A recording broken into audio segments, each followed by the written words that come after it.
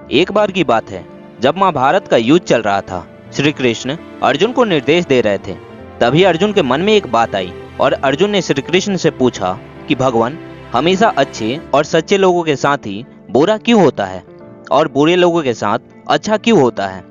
इस पर भगवान श्री कृष्ण ने अर्जुन को एक कहानी सुनाई, जिसमें अर्जुन को इस तरह के सभी सवालों के जवाब मिल गए। बात पुराने समय की है, जब एक नगर में दो पुरुष रहते थे।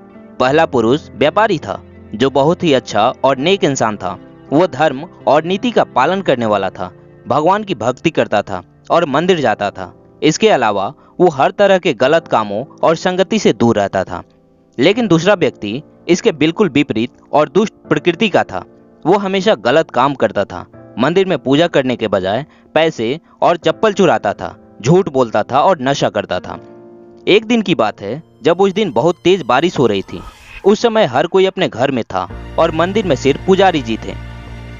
उस लालची व्यक्ति पुजारी को अकेला देखकर मंदिर का सारा धन चुरा लिया और पंडित जी की नजरों से बचकर वहां से भाग निकला। वही कुछ समय बाद वहां पर वो भला व्यापारी मंदिर में दर्शन के लिए गया तो उस पर चोरी का इल्जाम लग गया। वहां पर लोग जमा हो गए और व्यापारी को भला बुरा कहने लगे।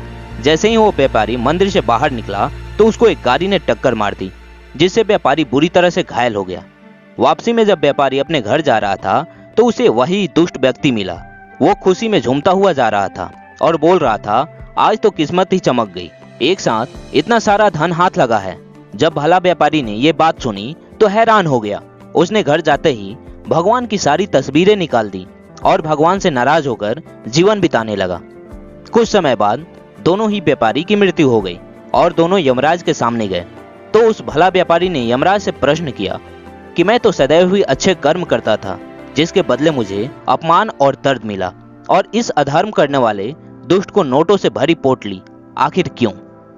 व्यापारी के सवाल पर यमराज बोले, जिस दिन तुम्हारे साथ दुर्घटना घटी थी वो तुम्हारे जिंदगी का आखिरी दिन था, लेकिन तुम्हारे अच्छे कर्मों की वजह से तुम्हारी मृत्यु सिर्फ एक छोटी सी चोट में बदल गई।